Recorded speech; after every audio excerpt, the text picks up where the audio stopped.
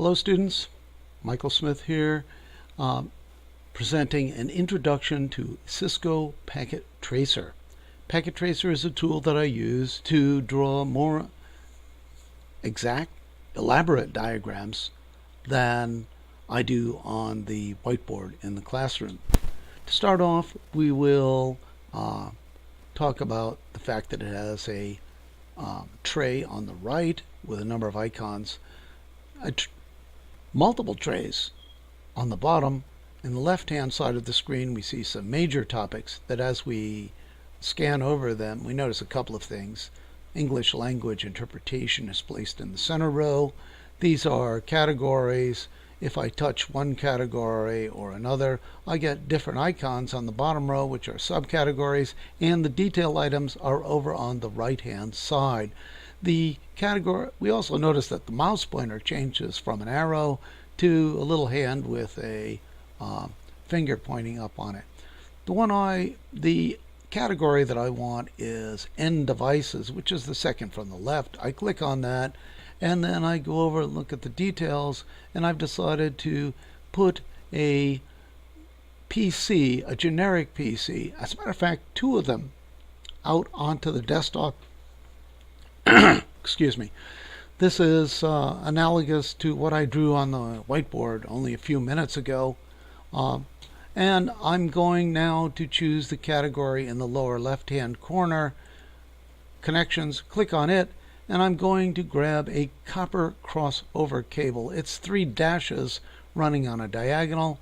Again, the cursor changes to a cable ending RJ45 jack. I touch the PC on the left, plug the cable into the fast Ethernet port, and touch the PC on the right and plug the cable into the fast Ethernet port.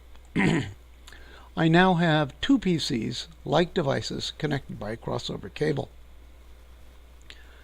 I click once on the PC on the left. There are a number of tabs. I click the desktop tab, IP configuration. I notice that there's no IP address in here. Whatever an IP address is, it'll be introduced later. I click DHCP, wait 5 seconds, and lo and behold, I'm assigned an IP number of 169.254.125.69. Take the time, as I am now, to write that number down. You will need it later. I'm now going to close this PC and click the rightmost PC, desktop, IP configuration, DHCP, and once again I get another address,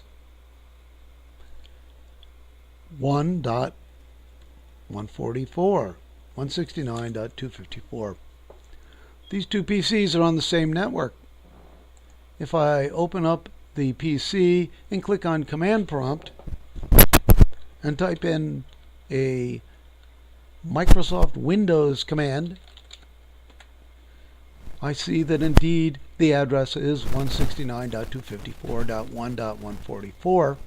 And if I try to run an application called Ping, which is an echo reply application to the other machine, 169.254.129.69,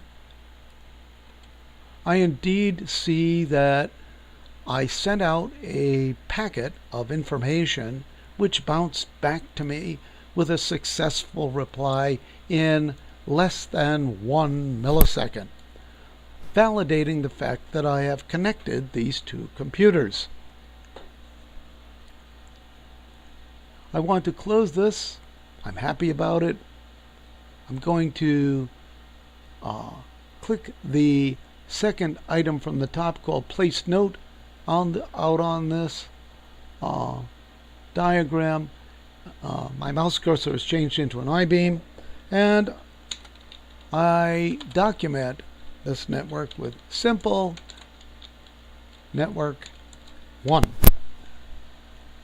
File, save as. I'm going to save it as PT1, but you can save it as whatever you like. Okay, enough of the first network. I now wish to go over and clear my mouse cursor of various icons by clicking 3 or 4 times, a little box in the upper left hand corner, and then I want to click delete, and I want to cancel, click delete, and I have an X as a cursor. I place it over the top of the crossover cable and I delete it. And now I try to clear out my cursor again. I'm now going to move to the lower left hand corner, click network devices, subcategory hubs, and I see that I have 3 types of hubs. If I hover over the top of them, it'll give me some information.